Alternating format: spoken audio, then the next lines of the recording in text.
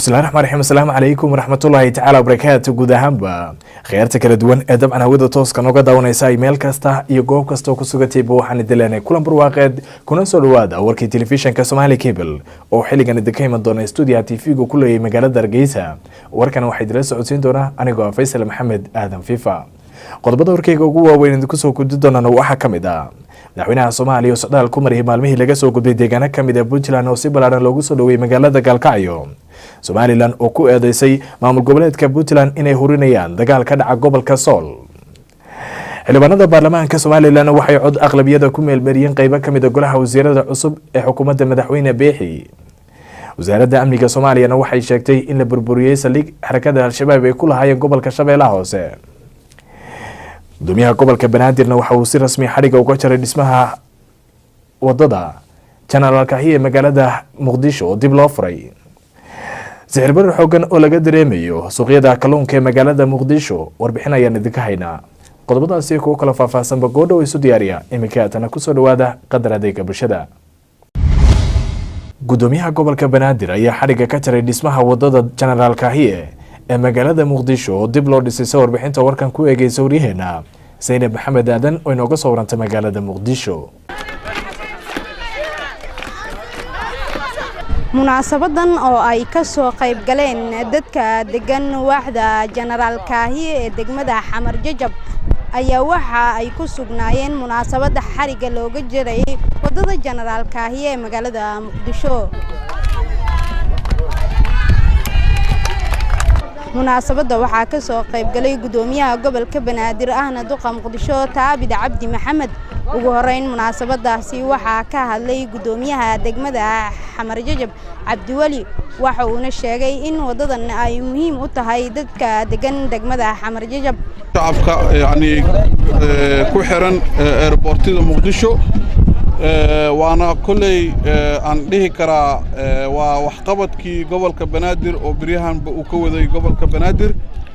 waxa mar labaad iyo mar saddexaad farxad weyn oo ah inaan maanta joogno gabagabadii inay soo gabagabowday wadadii dibna loo furay ayadoo shalay waxa ay aheeday qofkii kulay waa media waxaan filayaa inuu arkay sida ay aheeday maantana sida ay tahay inaad arkaysaan. dhanka kale gudoomiyaha gobolka Banaadir ahna duqa Muqdisho Taabid Cabdi Maxamed ayaa sheegay shirkii nabadeynta ee baaqday in uu furmi doono 28 bishan aynu ku guda jirno. waxa uu hadalkaasi ka sheegay munaasabada xarig jarka wadada General Kahiye. insha Allah wadadan hagaajinteedana degmada markaas horta la markastaba laakiin waxa naga go'an inaan bilicda soo celino sida aragtaan wadada hadda ee inta ka bilaabanaysa ilaa airport-ka tagaysa oo sida wanaagsan loo hagaajiyay in la ilaaliyo oo markaas lagu dadaalo. waa naga go'an inaan sii dhisno wadooyinka inaan sidoo kale ummadda kaashano. waxaan rabaa sidoo kale fursadda inaan uga faa'iideysto shirkii dib nooga dhacay ee shirkii wada tashiga nabadeynta iyo horumarinta gobolka Banaadir. insha Allah waxa la qaban doonaa u dhici doona 28 bishan Janaayo haddii Ilaahna gaarsiiyo. aad iyo aad u mahadsantihiin. Zainab Maxamed Aadan, Somali Cable, wadada General Kahiye ee magaalada Muqdisho. saruukac dhanka sicirka ayaa laga dareemaya qiimaha kalluunka qaybo kamid ah suuqyada magaalada Muqdisho. soo warbixinta warkan ku eegay wariyaheena Maxamed Cismaan Daahiye. suuqa kala iibsiga kalluunka magaalada Muqdisho caadiyan waa mid mashquul badan balse hadda ma jiro mashquulkii faraha badnaa maadaama xilligu uu yahay xilli dabaylaad. xilligan baddu waa mid kacsan waana sababta keentay inuu hoos u dhac ku yimaado soo saarista kalluunka. magaalada Muqdisho waxa ay ka mid tahay magaalooyinka sida aadka ah loogu isticmaalo cunista kalluunka. hase yeeshee waxaa cirka isku shareeray sicirka kalluunka. waa kuwan qaar ka mid ah dadka ka ganacsada iibista kalluunka. الله كلونك بيشان هذا لصور دافع إلى بيشان هذا كجرن رنت إن خيميس زائد وكعسنية تاسو معنا قوة عن حلقان لو جري حل أو زائد دبل هواي إن كلونك الزائد ويري هاي خلاص سو جادي ستا معنا إن واحد بدن تاساس وبدن تامسو هلايان تاسو قوة عن دباشة أو جذا واحد دتكين كلونك ويجي عليهن كلونك هذا خيمي قبل كور اللي جد جري $1 $5 هذا ما أنت وحوم مرة كيلو دي $7 إلا إيكو $8 $6 سيقعد qiimaha laga jir $5 waa la siisan jiray oo maanta wuxuu yahay qiimihiisi $15 waa malay oo 5 kiilo gaaray waa ma $15 la gaduuday qibla $5 la siisan jiray qiimaha malay oo caadigan ah hadda idin ka hadalna oo sida daambiriga oo kale kiiladiis waxaa la geeyi jiray $2 kiilada $2 aa la geeyi jiray maanta wuxuu udhexeeyaa $4 iyo bar waa malayga oo loo yaqaano kaabiriga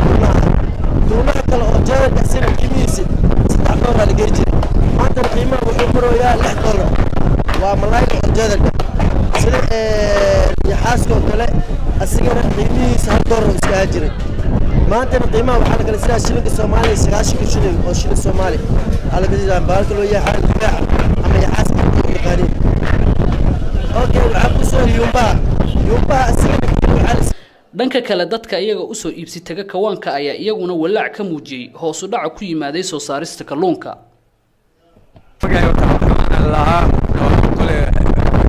ciyaalka deegaanka ay xamarweyne marka malayga aad iyo aad u kulliya awalkii hore waxaan ku qaadan jirnay wax yar oo raqaysa kiile qaadan jirnay maalmahan inkastoo hoos ugu dhac dabaasha darteed haddana waa la helaa kalluunka marna ma faaruq insha Allah waxaan ka rajaa system kale oo hadda yacni loo kalluumaysto systemku waa aad u liitaa macnaha doomaha volbaa la yidhaahdo iyo kuwa oo yar laashka yar ayaa baxo waxaan rajaynaynaa sideen hore oo yacni aan ahaan jirnay oo kalluunka lagu xareyn jiray sida meesha dahablaha ku taale maraakiibaa noo joogi jirtay kalluunka noo soo dami jirtay talaagadan lahayn kalluunka ku xareysan jirnay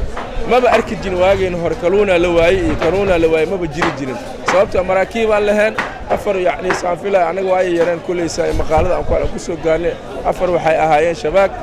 laban waxay ahaan talaagado kalluunka waa la soo qaban jiray waa la xareyn jiray samirka dabaasha markii la soo gaar kalluunka sidii uu ooli jiray alxamdulillah waad xasuustaan dadkii hore yaqaano maalin waxaa la qalay dhowr maalin waxaa la qalay jiray malaayga ayaa kalluunka lagu cuni jiray kadib hilibku waa yaraa arrintan ayaa ku soo beegmaysa kadib markii xilligu isku bedelay xilli dabaylaad badduna ay tahay mid aad u kacsan maxamed cismaan daahiye Somali Cable TV magaalada Muqdisho wasaaradda amniga Soomaaliya ayaa xaqiijisay in la burburiyay saldhiggii xarakada al-shabaab ay ku lahaayeen deegaanka gobolka Shabeellaha Hoose soo warbixinta warka inoogu soo diray wariyaheena Cabdicasiis Riyaali dowladda Soomaaliya gaar ahaan wasaaradda amniga ayaa si cad ugu dhawaaqday inay burburiyeen mid ka mid ah saldhigyadii ugu waaweynaa ee al-shabaab ay ku lahaayeen gobolka Shabeellaha Hoose gaar ahaan deegaanka Leego inagoo kaashanayna ciidamo saaxiibadeena ayaan saldhigaasi burburinay waxaana gacanta ku soo dhignay soo dhiibay qaar kamid ah kooxihii al-shabaab ka tirsanaa ee saldhig ku sugnaa waxaa telefishinka Somali Cable la wadaagay afayeenka wasaaradda amniga Cabdicasiis Cali Xildhibaan dagaalada aan uga soo horjeedno maleeshiyada al-shabaab waxay isugu jiraan kuwa cirka ah iyo kuwa dhulka ah dagaaladuna laba isugu jiraan dagaalka aan kala soo horjeedno maleeshiyada al-shabaab iyo duulaankii ugu dambeeyay ee lagu qaaday waxay isugu jiraan mid foolka fool ah iyo mid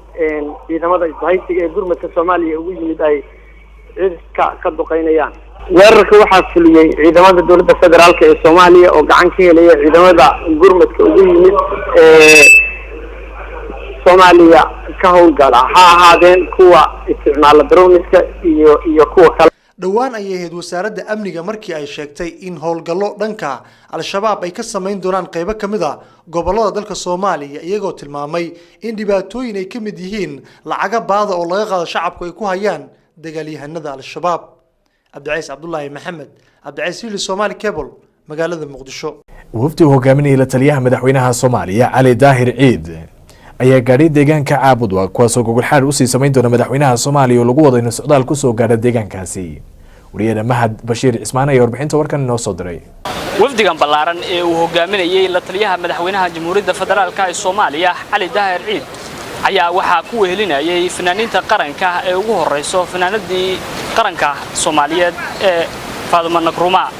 wafdiga ayaa sidoo kale waxa uu wehelinayay qurba joog iyo waliba marti sharaf kaleeto ayadoona garoonka diyaaradaha ee magaalada Caabudwaaq uu wafdigani ka soo degay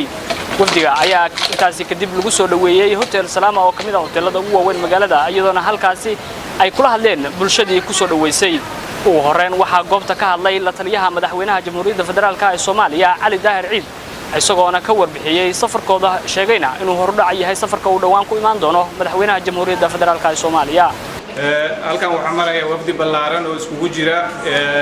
madaxtooyada qaranka fanaaniintii ururada bulshada odayaasha dhaqanka dhammaan qaybaha kala duwan wafdigani wuxuu u socdaa inuu gogol xaar u noqdo booqashada madaxweynaha uu ku imaanayo magaalada Caabudwaaq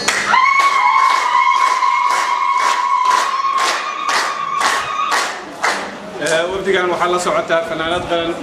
Fadumo Nkrumah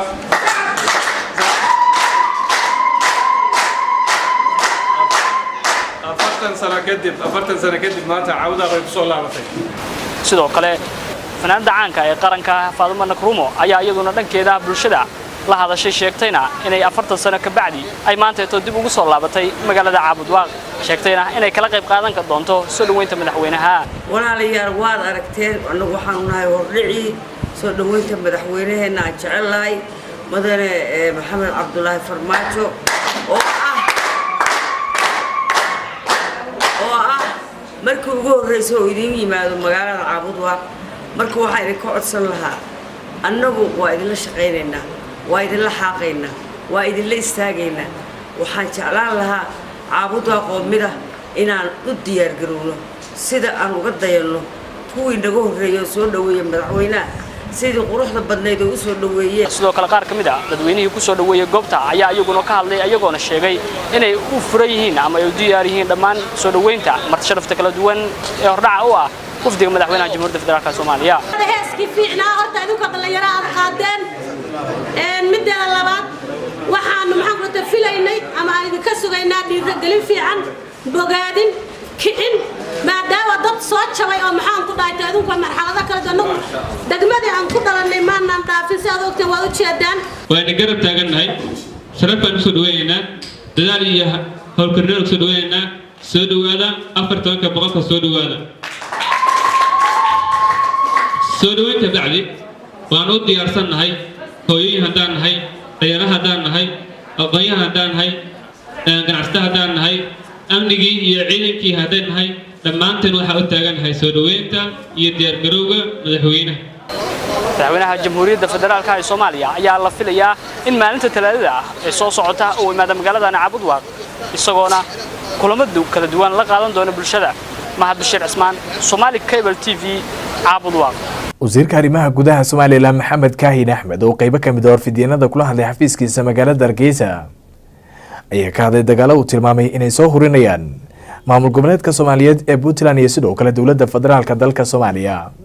waa kan wariyaheena Cabdifataax Ismaan oo warbixinta warka Hargeysa inoogu diyaariyay. wasiirka arrimaha gudaha Soomaaliland Maxamed Kaahin Axmed oo qayb ka mid ah warfidyeenka kula hadlay dhismaha wasaaradda arrimaha gudaha ku leedahay magaalada Hargeysa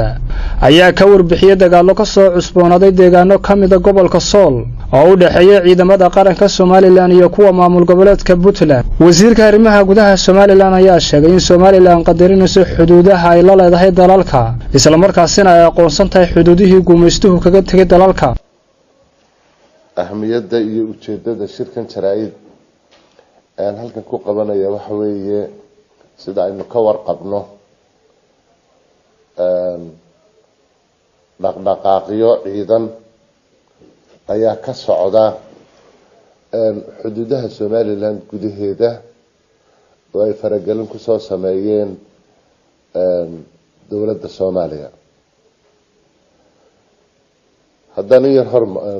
dul maro Jamhuuriyadda Soomaaliland waa dal inkasta oo aan bulshada caalamku aqoonsanin ah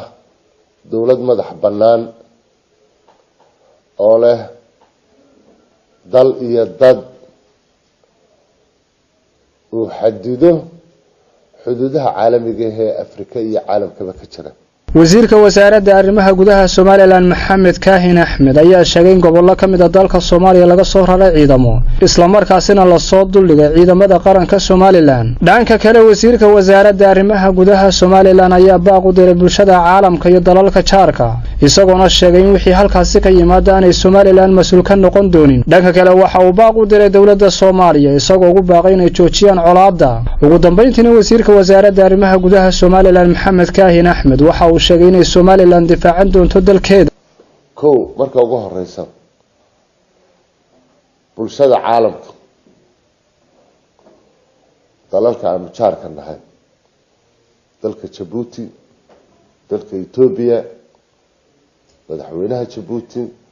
ra'iisul wasaaraha dalka Ethiopia iyo guud ahaan labada dawladoodba dawladaha IGAD ee Geeska Afrika ururka midowga Afrika ururka midowga Yurub iyo dawladda Mareykanka intaba waxaan ku wargelinaynaa oo baaqa ku gaarsiinaynaa xaaladda colaadda ee maanta ka aloosan Soomaaliya iyo Somaliland dhexdooda Somaliland mas'uul kama ahe waxa ka mas'uula dawladda Soomaaliya waxa la leeyahay wixii dhibaato ah ka yimaadana mas'uuliyaddu iyagii saaran tahay kartaa waxa weeye in ay xuduudihiina ku ekaataan wali waxaanu diyaar u nahay meelaha qaarkood xuduudaheeda inaanu bambaanino caasimadaha iyo magaalooyinka waaweyn annagoo maatada u dareynayna annagoo nabadgelyada shardi ku xidhi mayno cidda lagu soo xadgudbay waa Somaliland cidda xuduudeedii iyo dalkeedii imika lagu jiraa waa Somaliland arrimaha dulqaadkeeda waxaanu leenahay inaanay arrinta colaadu dib u aan colaad dambe aanay abuurmin Soomaaliya colaadu in ka badan baa maxaan ku dhahdaa ayaa soo martay iyagay imika dhibaatadu hor taala marka waxaanu leenahay war saaxiibayaal inta annaka nagu foogan tihiin ee Somaliland dhibta ku haysaan ee waxaanoo ciidanay saaka jooga dad qaboobiye buro wadan inta u dhaxaysan ee adduunka ku soo qaadaysaan colaadda mudug taala wax kaga qabta Somaliland de horta way ka warhaysaa in ciidankan meesha lagu soo dhoobay Somaliland ma faramadna difaaceeda iyo islaalinteeda iyo qarannimadeedana diyaar bay u tahay dhibtana iyo ma wadaan qolada waxa ka yimaadana way sugaysaa Cabdifataax Ismaan telefishinka caalamiga ee Somali Cable Hargeysa qaybo kamid ah xildhibaanada labada aqal ee baarlamaanka Soomaaliya oo maalmihii laga soo gudbay socdaal ku joogay magaalada Beledweyne ee kulamo gaar la qaadanaya madaxda dhaqanka ee deegaankaasi soo warbixinta warkan ku soo diray wariyahana Maxamed Ciise Maxamuud xildhibaanadan oo socdaal dhanka dhulka ah ku maray xaafadaha magaalada Beledweyne ee gobolka Hiiraan ayaa la kulmay odayaashii waxgaradka gobolka waxaana socdaalkooda uu ka bilowday dhanka bari ee magaalada Beledweyne iyaga oo ku tagay dhanka galbeedka ee magaalada Beledweyne xildhibaanada golaha shacabka iyo aqalka sare waxa ay sheegeen in maalmaha ay joogaan magaalada Beledweyne inay u kurgali doonaan xaaladda guud ee magaalada ka jirto ay la kulmi doonaan qaybaha kala duwan ee bulshada magaalada kulan saacado qaatay ayay la yeesheen odayaashii waxgarad ka soo jeeda gobolka Hiiraan iyagoo kala hadlay baahiyaha ay qabaan iyo qorshaha ay damacsan yihiin waxaana xildhibaanada ay sheegeen inay ku faraxsan yihiin inay helaan xaqiiqda dhabta ah ee ka taagan gobolka Hiiraan gaar ahaan magaalada Beledweyne guud ahaan reer Hiiraan baan mar wada qaadan doonaa kulan guud waxaan u soconayna waxay aheeday xaaladaha adag oo ku ka tahay xagga caafimaadka oo shuban biyoodka iyo arrimaha soo noqnoqday iyo maxaan ku raadaa waxyaabahaas iyaga ah oo ay ka mid yihiin biyaha xumaada markii xilligan kale qorrax iyo kuleylka u dhacba waan arkaynaa webigaan inta badan dadka fogfog ay biyaha ka cabaan sidoo ugu cagaartay inuu noqdo ceelasha yar oo dhow oo aan la fogeynin oo riigiga aan ahayn oo biyaha laga cabo oo wasaqdaas soo jiidaya markaysan bidaha u yaraadaanba waxyaabaha ayaga insha Allah taala ribood dhameystiran inaan yaani ka bixino dhibaatada ay reer Hiiraan qabaan dhibaato la soo koobi kara ma aha isha macalin noo ah awal hadii noo sheegi jiro la dhihi jiray gobolkii waxaasaa ka jira maanta annagaa goobjoog ah annagaa soo booqanay gobolkii biyo la'aanta shuban biyoodka lacagtii shilin Soomaaliga oo aan la qaadanaynin oo dollar lagu kala adeeganayo marka dhibaatadaas oo dhan inaa qabtiin waa ognahay waana ka danqanaynaa wixii noola sheegay wixii aan noola sheegnaa rabnaa inaad noo sheegtiin oo kala culays dhinaca waxbarashada dhinaca caafimaadka dhinaca muxuu ahaa nabadgelyada iyo amniga intaba qofka asaga og nolosha uu ku nool yahay inaad warbixino siisaan oo annagana wixii markaa meesha aan joognaa aan ugu qaban karnaa aan ugu qabanno wixii ugu qaban karnaa aan dawladdii muxuu aan ka soconay aan dib ugu noqono ayaan rabnaa أنا كراعي حلوان أنتي جهري وحي شجعان حن إذن لنا سود وهذا بلدوين إن يسبانو إيماني باهذا إن إذن لا أرجنا يوحي جرا sida suuban biyoodka webigan saa noqday oo wax laga qaban la'yahay berigii hore ma jiri jirin webiga waa buuxi jiray webiga ebraan weligay ma arkay intaan joogi jiray webiga waa dhex joogi jiro beera baan ka qodan jiro ari baan ku raaci jiro aqaanaay marka insha Allah inaan wax wada qabsano bulshada inay iyada wax qabsataa loo baahan yahay isguubaabiso tan kale waxay ku dhaanta ma aragtay la qaybsato marka walaalayaal waa idin imaanay dadkiinni baan nahay dhibaato u qaadanaha magaalada waa magaaladeennii madaawa rabtiin ma arrimaha maxaa la yiraahdaa biyahaas iyo daacun caloolaha waa la soconnaa hawlo badan jiro marka intii hawlihiina qayb kamid ma wada xalin karna ilaaha baahida dabooli kare qayb kamid intaan wax ka qabanayna inay la joognaa rabna marka soo dhawaada indhihiina furnaadaano walaaltinimada iyo wanaagga iyo horumarka gobolkana muhiim waaye adinka laf dhabar u ah soo dhawaada odayaashii warkiina inaad sheegataan wixii dawladda idinkaga dooni lahaa sheegataan aniga reer hiiraanna waa ahay reer jowharna waa ahay marka waxaan ka codsanaynaa dadka reer hiiraan khaasatan reer beledweyne waxay leeyihiin dad taariikh leh oo fara badan oo maaragtay Soomaali oo dhan ah aanan qabiil qaas u lahayn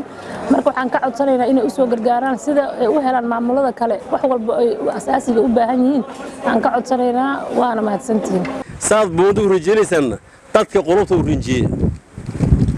dadka qulubta odayaasha u rinjiye dalka waxa mustafa gaab baan la galay 27 sano maxamed salmaan ku dhacay ninka 10 jiri oo qasaare maanta waa duqoobi hadana waxa uu muuqdo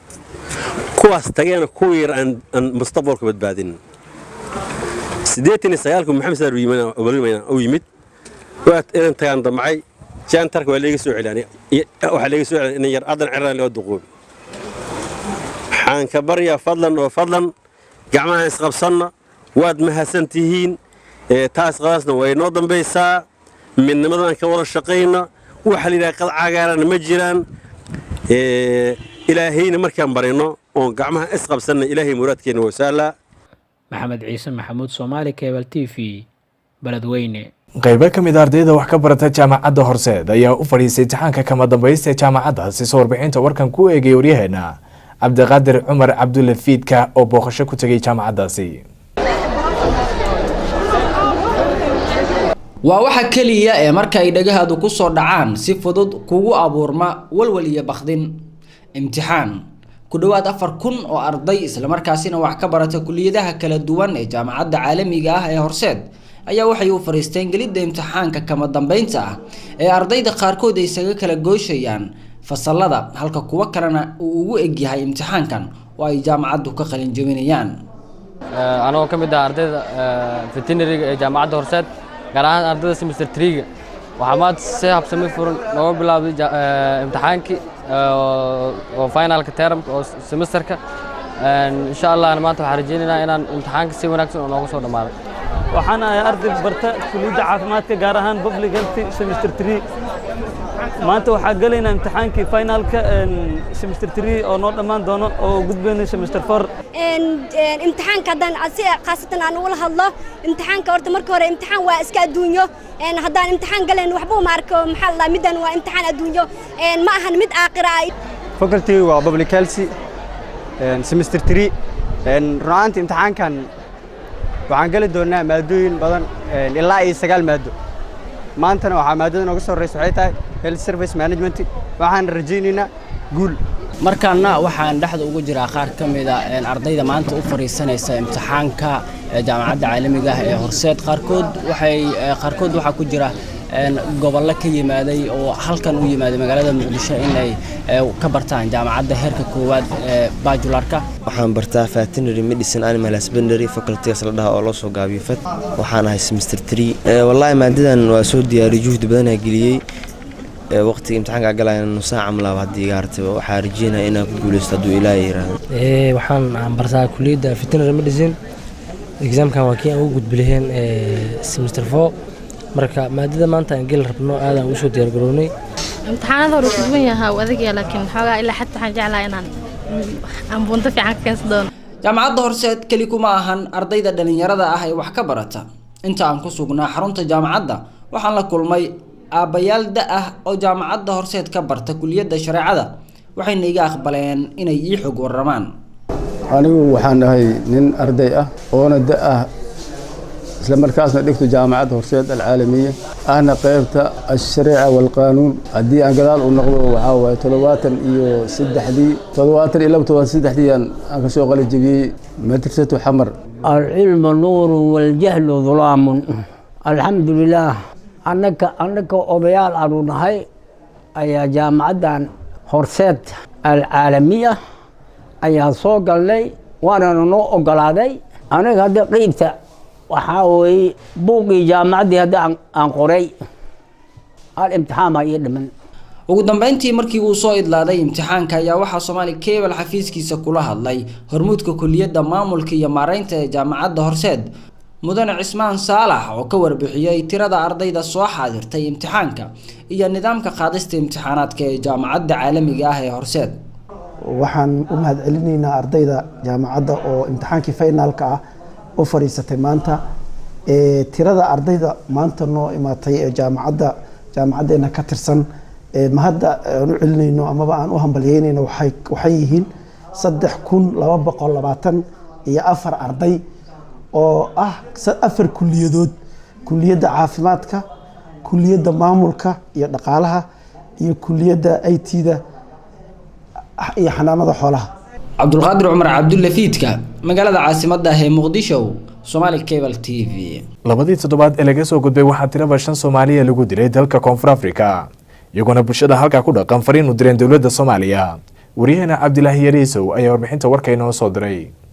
labadii toddobaad ee la soo dhaafay dalkani Koonfur Afrika waxaa ku soo badanayay dilalka iyo waliba dhaca joogtada ah loogu geysanayo deegaanada tuulooyinka ah ee Soomaalidu inta badan ay ku ganacsato. waxaana arintan walwal hor leh ay ku beertay Soomaalida ku nool gudaha dalka Koonfur Afrika kuwa oo cabsi hor leh muujinayo iyadoo ay xusid mudan tahay sanadkii la soo dhaafay 2017 lagu dilay dalka Koonfur Afrika in ka badan 137 qof sida ay sheegeen qaar ka mid ah madaxda jaaliyadda oo ayagu diiwaan gelinayay tiradaasi. horjoogayaasha Soomaalida ayaa arintan ku tilmaamay mid duulaac hor leh isla markaana baaq u diray madaxda dawladda federaalka Soomaaliya in arintan la soo farageliyo waxna laga qabto dilalkan noqday kuwa isdaba joog ah oo loogu geysanayo gudaha dalkani Koonfur Afrika muwaadiniinta ku ganacsato. in baaqan gaarsiino dawladda Soomaaliya oo baaqo hore oo aan hore ugu dirnay laftiisu aan ku qabno insha Allah hadii la yiraahdo. baaqaas wuxuu yahay dhibaatada dadka Soomaaliya Afrika ku haysata maaha mid daboolan waa wax iska muuqda dawladihii hore Soomaaliya ogaayeen mujtamaca Soomaaliyeed iyo saxaafadda Soomaaliyeed door weyn ka qaateen inay sheegaan dhibaatada dadka meesha ku haysata ilaa iyo haddana wax laga qabtay ma jiraan. dawladda Farmaajo oo yidilada badan dadku hayaan rajo badan ay ka qabaan gaar ahaan wasaaradda arrimaha dibadda waxaan u sheegaynaa inay il gaara ku fiiriyaan dhibaatada dadka Soomaaliyeed ku haysata waddanka Koonfur Afrika. Cabdullaahi Faarax Nuur Yariisow wararka telefishinka caalamiga Somali Cable TV magaalada Cape Town ee dalka South Africa. wasiirka waxbarashada dalka Kenya ayaa ku soo rogay awaamir cusub iskuulada ka dhisan dalkaasi soo warbixinta warka Nairobi nooga soo dirtay wariyahana Deeqa Sandub Odawa. Dr. Fred Matiang'i wasiirka wasaaradda waxbarashada Kenya ahna si hayaa xilka wasaaradda arrimaha gudaha ayaa ku baaqay in la sii xoojiyo sharciga cusub ee loo soo rogay iskoolada. ismaamulada Makueni iyo Bokod ayaa maalmihii la soo dhaafay waxa ay dhigayeen banaanbaxyo ay uga soo horjeedaan maamulada cusub ee ka tegay iskoolada waxbarashada. dhanka kale waxaa xabsiga loo taxaabay 5 ka mid ah wakiilada aqalka hoose ee ismaamulka Makueni kadib markii ay isku dayeen inay hor istaagaan maamulada cusub oo lagu soo eedeeyay inay abuurayaan rabshado. Dr. Fred ayaa amar ku bixiyay waqti uu ka qayb galayay kulan looga hadlayay arrimaha iskuulada dawladda taasi oo ku aadaneyd in la xoojiyo sare u qaadida hanaanka waxbarashada ee Kenya. Mr. Matiang'i ayaa ugu baaqay maamulayaasha dugsiyada sare inay ka qaadin waalidiinta lacaga dheeraad ah oo ayna ahayn inta ay qorshaysay dawladda ee fiiga iskoolada. ugu dambeyn gudoomiyaha ururka ay ku bahoobeen maamulayaasha iskoolada sare Kahin Dumuli ayaa bogaadiyay talaabadan waxa ayna dawladda ka codsadeen inay bixiso qarashaadka gawaadhida iskuulada.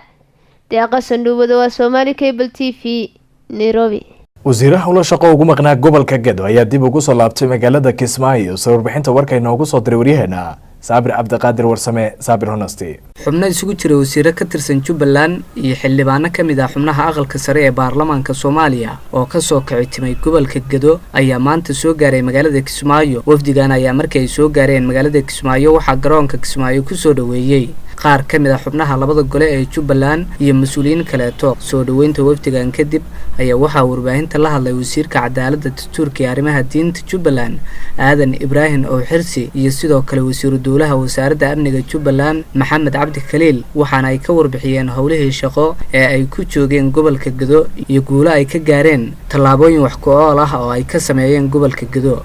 haddii aan isku dayno inaan ka warbixino safarka iyagii waxaanu isleenahay ilaahay baa ku mahadsan guul buu ku soo dhamaaday garsoorkii waanu soo dhamaystiray qaybtii aan ugu talagalay inaanu haatan dhisno centerkii odayaasha oo khilaaf bixinta aanu furaynay waanu furay waxaan kaloo ku guuleysanay inaanu tababar u furo ciidankii ugu horeeyay ee ciidan booliis ah ee ay Jubbaland leedahay oo lagu tababarayay degmada Garbaharey sidaad ogtiinba meeshaas madaxweynuhu wuxuu amar ku bixiyay in lagu shaqeeyo degmada Garbaharey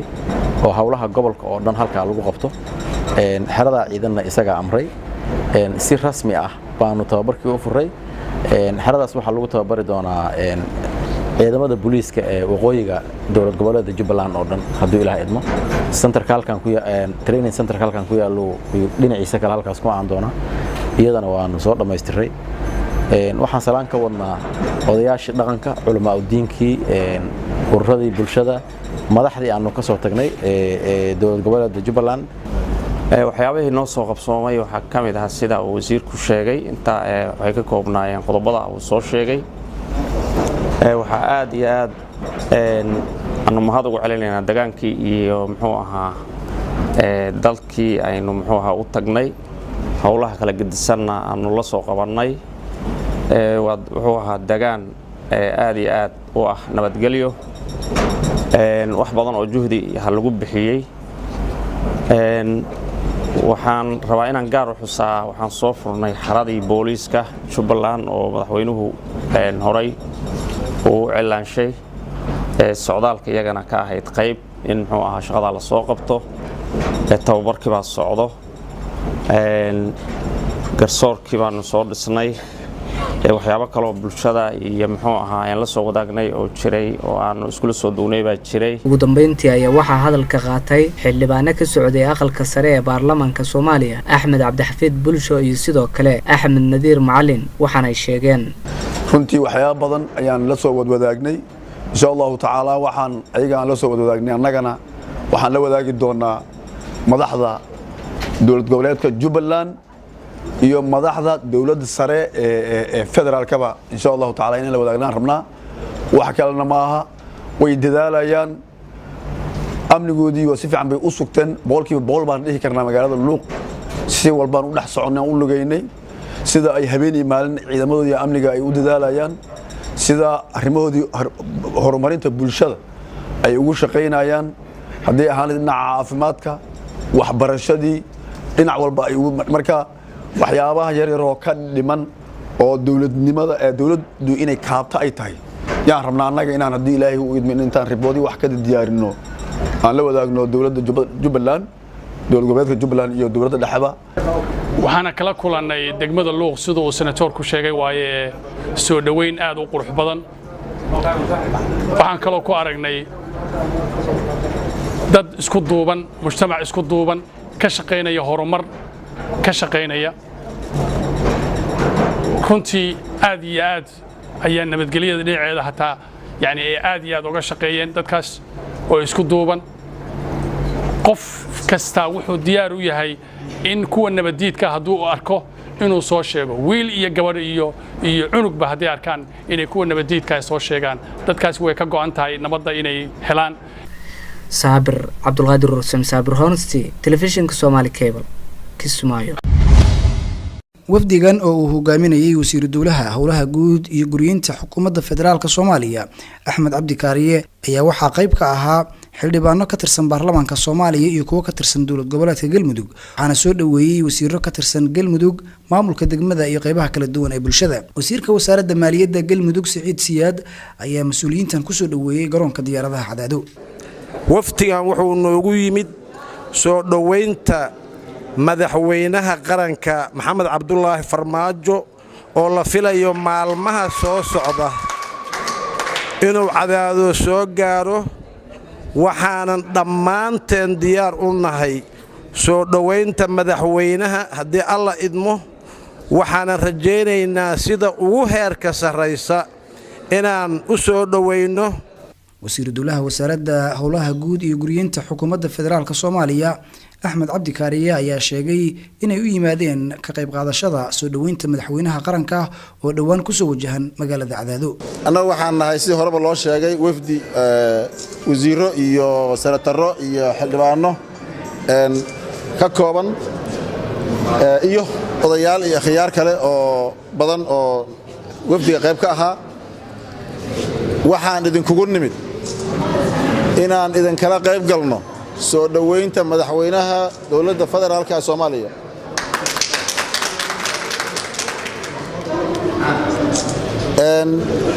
waxaan kaloo deegaanka u nimid maadaama ay mas'uuliyiintan ka kooban yihiin mas'uuliyiintii deegaankan laga soo doortay ka soo jeeday ku matalayay dowladda federaalka ah inaan ka tashanno wax kasta oo jira soo dhaweynta madaxweynaha ka hor iyo kadib insha Allah. Xasan Maxamed Ismaan, Somali Cable TV, magaalada Cadaado. Cabdinaasir Booni gudoomiye ku-xigeenka koobaad ee xisbiga cadaaladda ee dareelka oo idaana kusimaha gudoomiyaha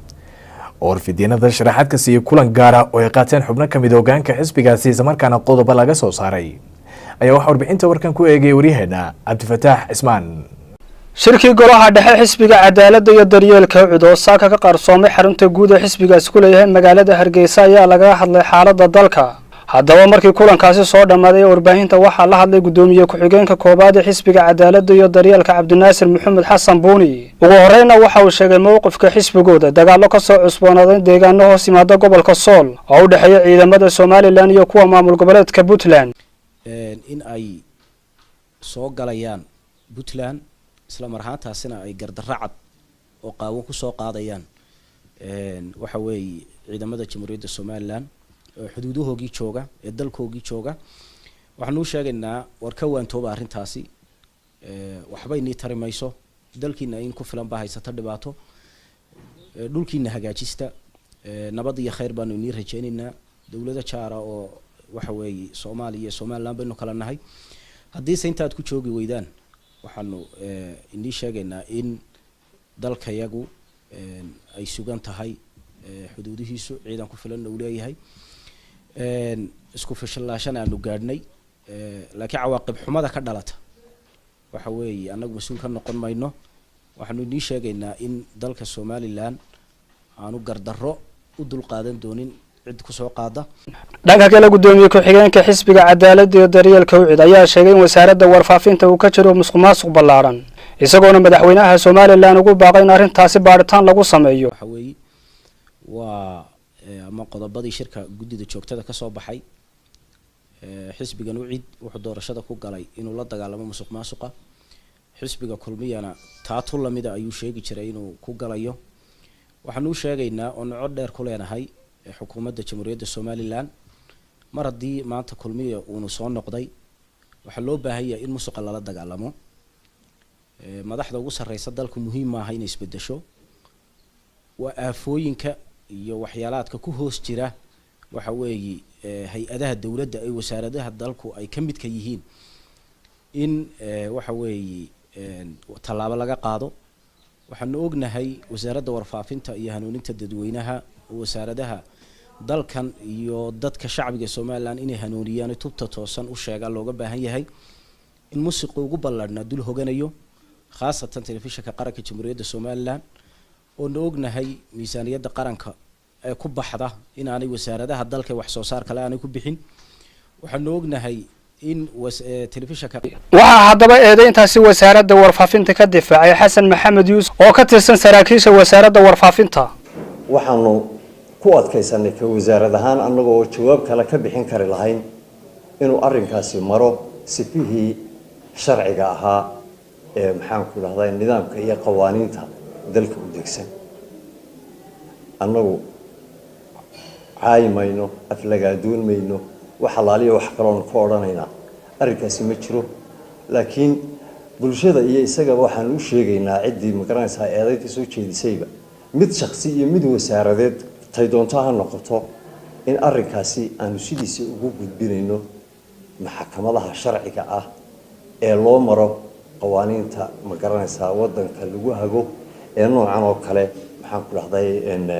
wararka noocan oo kale ku shaqale inay ka garab qaadaan sidaa daraaddeed waxaanu leenahay ciddii arrinka soo jeedisay eedeymaha soo jeedisay iyo aflagaadooyinka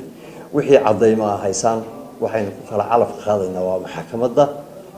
maxaan ku dhahday sharciga ah haddii alla yidhaahdo magaalada gaalkacyana waxaa si ballaadhan loogu soo dhaweeyey madaxweynaha dowladda federaalka dalka soomaaliya ee wafdigii uu hogaaminayay ee maalmihii laga soo gudbay socdaal ku mariyay deegaanada maamul goboleedka soomaaliyeed ee puntland siduu kusoo waramaya waryaheena sayid cali.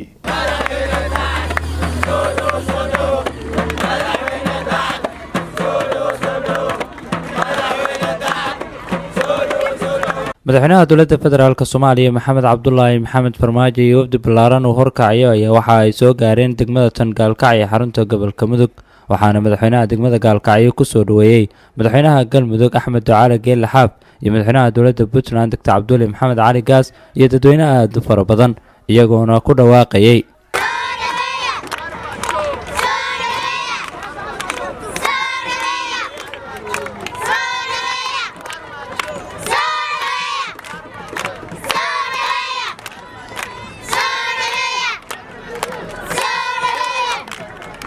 madaxweynaha dowladda federaalk soomaaliya maxamed cabdulaahi maxamed farmaajo ayaa soo dhoweynta kadib waxa uu meel fagaaraha kula hadlay shacabkii faraha badnaa ee isugu soo baxay soo dhoweyntiisa. Soomaali ha noolaato reer gaalkacyo madaxweyne madaxweyne xaaf kulli waxaan ku salaamay saraakiisha halkan joogta mas'uuliyiinta nala socota dadweynaha shacabka Soomaaliyeed halkan jooga. السلام عليكم ورحمة الله وبركاته. سفر كان دير وأن كسب بلاوي بلدان هذا عن مقالة قال كعي كجوجو وحن رباعين عند اللي وداقو سفر كان مقعي سوحو يهي وحن هو مقعدري سفر كان إنه نقضه سفر كان مقعي سوحوي عن رباعين كان كده فره وسفر كدبوا هشيسين الصوماليات وسفر كدبوا هشيسين الصوماليات oo aan rabo halkan magaaladan gaalkacyo aan doonayaa inay noqoto hoygii dib u heshiisiinta Soomaaliyeed waa magaalo taariikhi ah oo ay ka yimaadeen halgamayaashii dad ka mid ah ee ka yimaadeen madaxdii qaranka soo maray intoodii badnayd waa magaalo taariikhi ah markaasi waxay ahayd hal magaalo ahayd oo dadkeedu ay walaalo yihiin waana ku soo celinayna insha Allah magaaladan inay noqoto meeshii dib u heshiisiinta Soomaaliya ka bilaaban lahayd hadduu Ilaahay yiraahdo waa mahadsantiin sida sharafta leh oo wanaagsan oo waaltinimada leh oo kalgacaltooyada leh oo Soomaalinimada leh